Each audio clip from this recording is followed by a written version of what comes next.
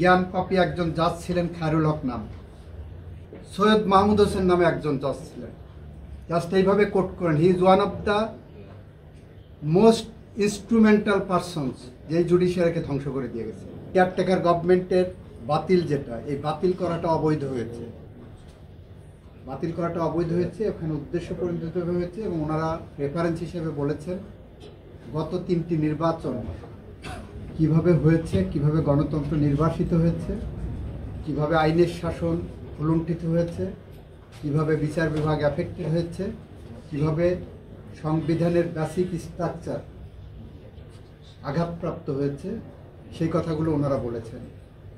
এরপরে ওনারা বলেছেন সুতরাং কেয়ারটেকার সিস্টেমটাকে বাতিল করাটা ওনারা অবৈধ ঘোষণা করেছেন। এরপরে ওনারা বলেছেন সংবিধানের একটা জায়গা ওনারা দিয়েছিলেন 44(2)তে সরকার ইচ্ছা করলে যে কোনো জায়গায় হাইকোর্ট বসায় দিতে পারবেন, এটা অবৈধ। কারণ এটা 8th অ্যামেন্ডমেন্টের জাজমেন্টে ক্লিয়ারলি বলা আছে, there shall be a high court division, there shall be a supreme court, there shall be the supreme court of Bangladesh. যে সুপ্রিম কোর্ট অফ বাংলাদেশকে আপনি ভেঙে চুরে টুকরা টুকরা করবেন আর সুপ্রিম কোর্ট এখানে বসে থাকবে, এটা মনে করার কোনো কারণ নাই। হার্ড ওনারা বলেছেন রেফারেন্ডামের বিষয়ে সরকার যেভাবে সংকুচিত করেছিলেন, রেফারেন্ডামে জনগণের যে পাওয়ার, সেই পাওয়ারটা যেভাবে সংকুচিত করেছিলেন, সেই সংকুচিত করাটাকে ওনারা অবৈধ ঘোষণা করেছেন। This also hits the basic structure of our constitution, এইটা মোটা দাগে বলেছেন। আর অন্য যে বিষয়গুলো আছে সেই বিষয়গুলো ওনারা কিন্তু ইন্ট্রাভাইরাস আল্ট্রাভাইরাস কোনোটাই বলেননি। ওনারা বলেছেন ওই বিষয়গুলো পরবর্তী পার্লামেন্ট দেখবে, তাদের উপর ছেড়ে দিয়েছেন। ওইটার ব্যাপারে দে রিফ্রেন্ড দেমসেলফ, যে ওই ব্যাপারে আমরা কোনো কথা বলছি না। এটাও বলেনি যে ওইগুলো বৈধ, এটাও বলেনি যে ওইগুলো অবৈধ। ওইগুলো পরবর্তী পার্লামেন্টের উপরে ছেড়ে দিয়েছেন, দে আর ফ্রি টু চুজ যে ওটা রাখবেন কি রাখবেন না।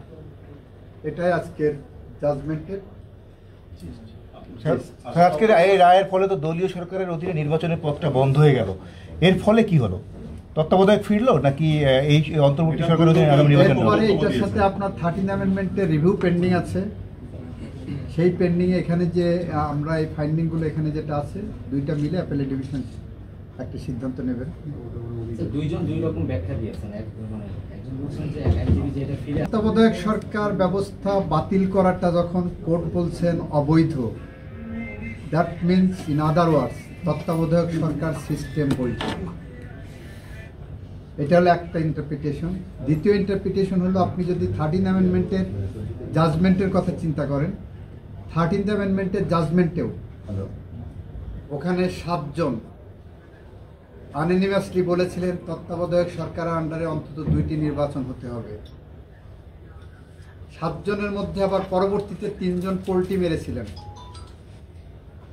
জ্ঞান পাপী একজন জাজ ছিলেন খায়রুল হক নাম, উনি মূল জাজমেন্ট থেকে ডেভিয়েট করে 17 মাস পরে এই আইন আসার পরে, এই আইন জাজমেন্টটা দিলেন, এই আইনটা পাশ হওয়ার আগে জাজমেন্ট রিলিজ করলেন এই আইন আসার 17 মাস পরে।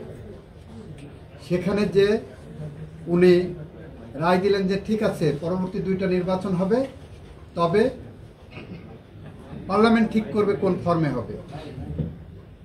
ওনাদের থেকে দল ছুট হয়ে সিনহাবাবু বললেন যে না, আগামী 2টাই হবে কেয়ারটেকার আন্ডারে, তবে আপনার জুডিশিয়ারিকে বাদ রাখা উচিত। আর আগের 3 জন তো বলেছিলেন যে এটা তত্ত্বাবধায়ক সরকার বৈধ। খায়রুল হক সাহেবের সাথে তাল মিলালেন। ওই যে আর একটা নাম কি যেন বলে, আরে জুডিশিয়ারিটা ধ্বংস করে দিয়ে গেছে, এই যে মানিক সাহেব। না না না, জুডিশিয়ারি ধ্বংস মানিক যতটুকু করেছে, আবার জুডিশিয়ারিকে ধ্বংসের পিছনে মূল অনেকগুলো দায়ের মধ্যে সৈয়দ মাহমুদ হোসেন নামে একজন জাজ ছিলেন। জাস্ট এইভাবে কোট করেন, he is one of the most instrumental persons যে জুডিশিয়ারিকে ধ্বংস করে দিয়ে গেছে। ওপেন কোর্ট, এগুলো সাজা হওয়া উচিত।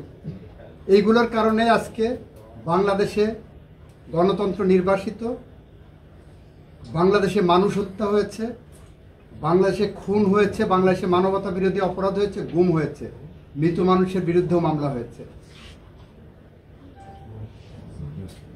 তো এই জায়গাটায় আপনার তত্ত্বাবধায়ক সরকার ব্যবস্থা সংবিধানের সাথে সাংঘর্ষিক না, এইটাই মোদ্দা কথা। স্যার আরেকটা প্রশ্ন, সেটি হচ্ছে যে